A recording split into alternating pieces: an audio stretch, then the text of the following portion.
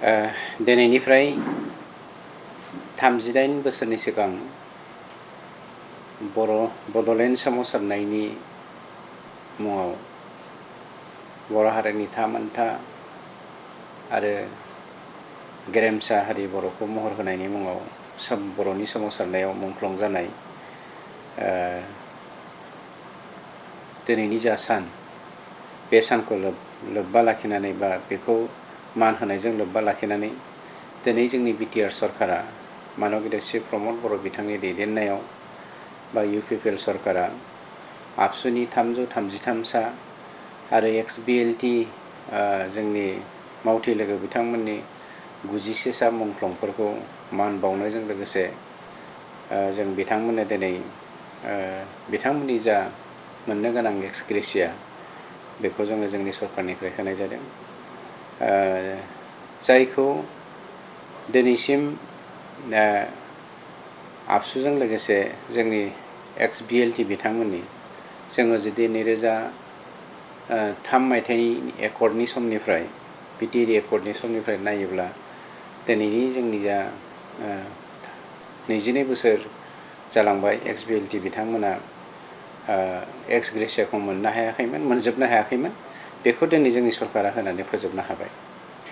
दा दिनैनि बे सानजों लोब्बा लाखिनानै जोंनि बड'लेण्डनि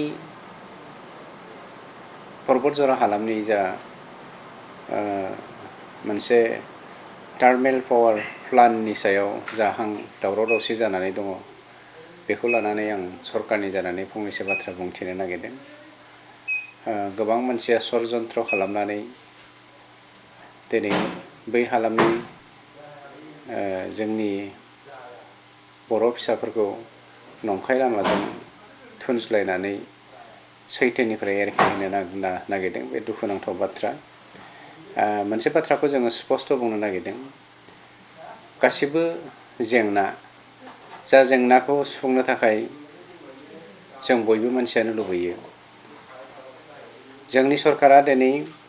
गुबैयै सोमावसारनाया जोबनायनि उनाव मानव गेदेर प्रमद बर' बिथांनि दैदेननायाव जोंनि हालाम आरो जोंनि हारिखौ इक'नमिकेलि माबोरै जौगाहोनो हायो, थांनाय 35 बोसोर बड'लेण्ड मुभमेन्टनि गेजेरजों जोंनि बर' हारिया गोग्लैसोनानै थादोंमोन, जोंनि हालामा गोग्लैसोनानै थादोंमोन, बेखौ जों माबोरै बोखांनो हायो, बे थांखिजों जोङो इन्डास्ट्रिफोर गायसननायनि गेजेरजों गासैबो बिथिंनिफ्राय जोङो समानै जौगाहोनायनि थाखाय बा फारियै जौगाहोनायनि थाखाय हाबाफारि लादों। आरो बे थांखिजोंनो दिनै जोङो 3,400 बिगा हाखौ रिजार्भ खालामनानै प्रप'ज रिजार्भ फरेस्टनिफ्राय रिजार्भ खालामनानै बेखौ जों रेभिनिउसिम कनभार्ट खालामनाय जादों। आरो बिनि साखाथि फाखाथि थानाय जोंनि जेसेबां मानि गामिफोर दङ, बे गामिफोरखौबो प्रप'ज रिजार्भ फरेस्टनिफ्राय रिजार्भ खालामनानै रेभिनिउ लाबोनाय जाबाय। आरो बिथांमोननि खावसेखौ जोङो दाखालि 1245 सा न'खरनि हानि पाट्टाखौ जोङो होनो हाबाय। आरो बावैसोनि गेजेरावनो जोङो जाय पर्बतजरा हालामनि रायजो राजाफ्रा भारत उदांस्रि जानायनिफ्राय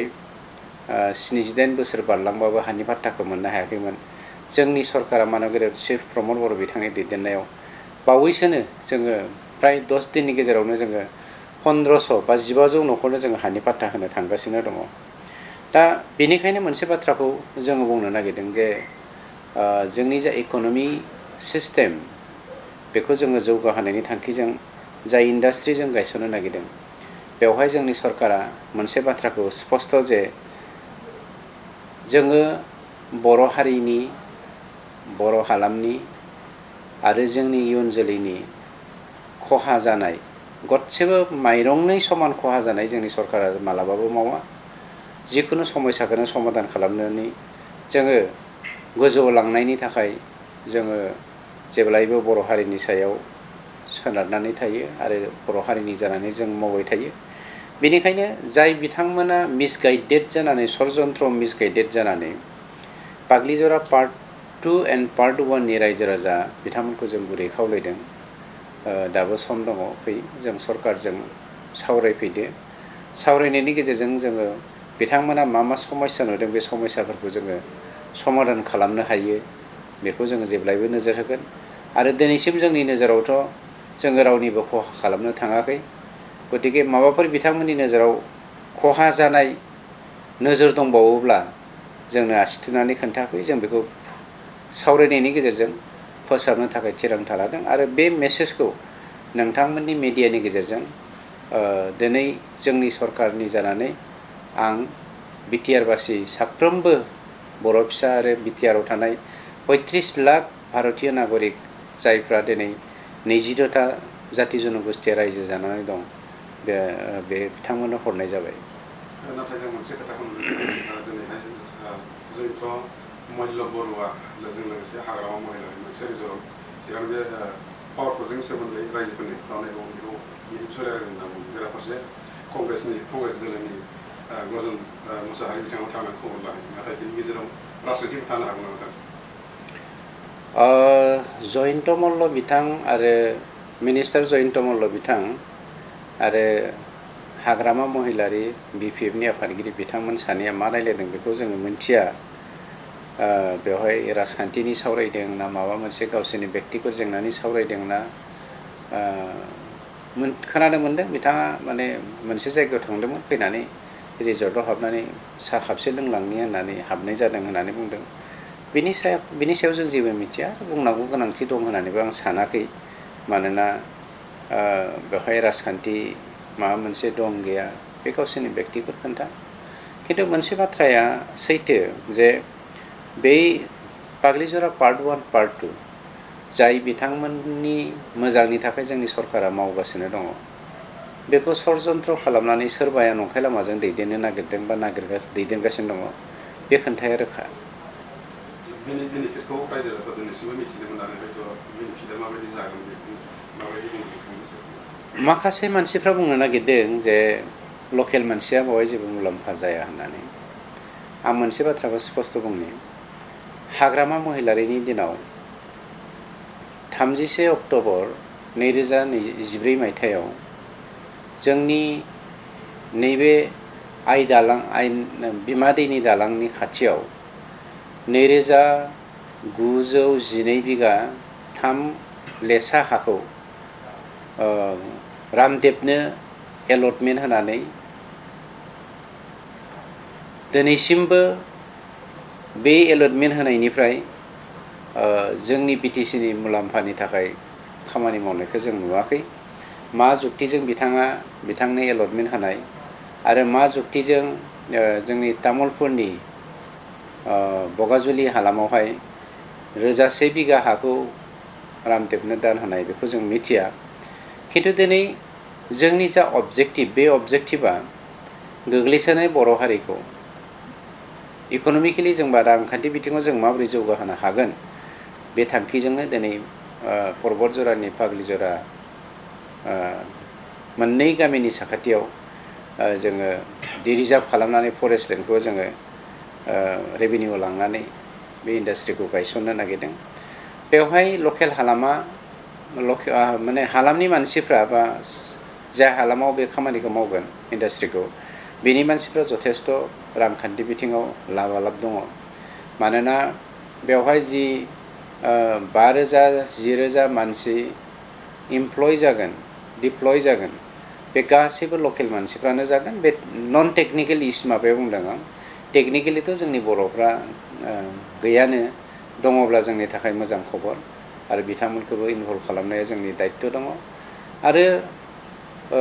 बेनि अनगायैबो लकेल डेभेलपमेन्टआ मोनसे इन्डास्ट्रि गायसननाय लोगो लोगोनो लकेल डेभेलपमेन्टआ फालांगि बिथिङावहाय गोबां जौगायो जुदिहे जोंनि मानसिफ्रा गोदोनि बायदि हाखौ बुयै फाननानै गुबुननो फाननानै थाङाब्ला जोंहा फोथायो लकेलावनो थानानै बा खाथियावनो थानानै जुदि इन्डास्ट्रिजों नांथाबनानै मावनानै जायोब्ला इक'नमिकेलि जौगायैनि बाथ्रा फैनो हाया। दा जों नेगेटिभ बाथ्राखौ नुबाय थादों रायजो राजाफ्रा माने एकाउन्टखौ दासिमबो गाराखै बिनि पजिटिभलि रायजो राजाखौ माबोरै थांजानो लुबैयो सार? मा होनदों? नेगेटिभ माइन्डआव दासिमबो होखारगासिनो दङ दा पजिटिभलि लाजानो रायजो राजाखौ साथामसोल' मानसि बिसोरो गावसोरनि बेक्तिगत सार्थखौ आबुं खालामनो थाखाय गोमानाय माने मोलेले जालांनाय सावगारिखौ मोजां महर होफिननायनि नाजानायनि थाखाय रायजो राजाजों थाफानानै बिथांमोना गुबुंले खालामनो नागिरदों दैखौ आरो गुबुंले खालामनानै गुबुंले जानाय दैयाव जेरै ना फिथिख्रिफ्रा हां मोना मोना अक्सिजेन मोना मोना जानानै रोनावो बेफोरबायदि अबस्थासिम लांनानै राजनितिक भाबै लाबालाब खालामनो नाजादों बेफोर षड़यन्त्रखौ जों गासैखौबो मिथिजोबखाबाय सोर सोर इनभल्भ दं जों बेखौ मिथिबाय नाथाय जोंहा फोथायनाय दं नैबे समयसाफोरखौ समाधान खालामनो बर' फिसाफ्रा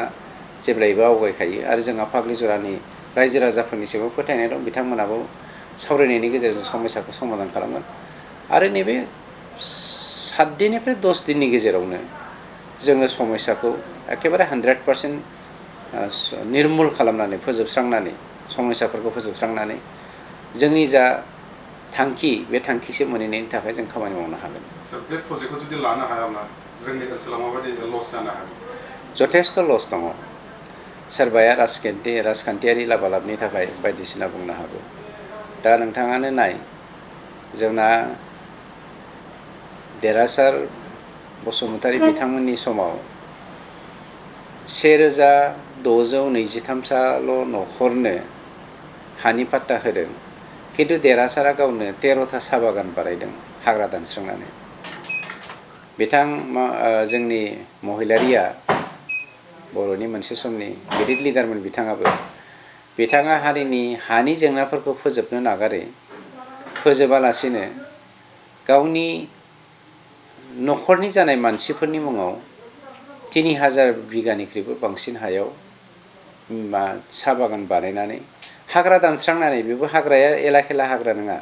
रिजार्भ फरेस्टखौ दानस्रांनानै फोजोबस्रांनानै साहा बागान बानायदों गतिके सावगारिफोरखौ जोङो मोनथिनो हायो गोमालांनाय सावगारिखौ बुरखांनो थाखाय बिथांमोना हयथ' खामानि मावदों जानो हागौ बेखौ समा खोन्थासिगोन। आदानि दङ जाय इण्डियायावनो 8टा 9टा बिदि कम्पानि दं नाथाय बेवहाय 3000 बा 800 बेनिल' मोनसे बेखौ अनजलि दैमारिया बुंदों माबे सर्सजों बुंदों आं मिथिया आं अनजलि दैमारिखौ चेलेन्ज खालामनो नागिरदों नोंथाङा जुदि एसेबां जुदि नलेज दङब्ला सालाकाटि जोंनि NTPC आव थांनानै नायफै बेसेबां हाजार मानसिया बेवहाय इनभल्भ जानानै दङ डाइरेक्टलि इनडाइरेक्टलि बेसेबां माने केजुवेल नन केजुवेल बेसेबां मानसिया बेवहाय हाबनानै दङ बेखौ बिथांमोना मोननो हागोन गतिके अनजलि दैमारिया पारमिसन नांगौबा अनजलि दैमारिनो लाना होगोन NTPC आव हाबनो थाखाय आं बिथांखौ खावलायो।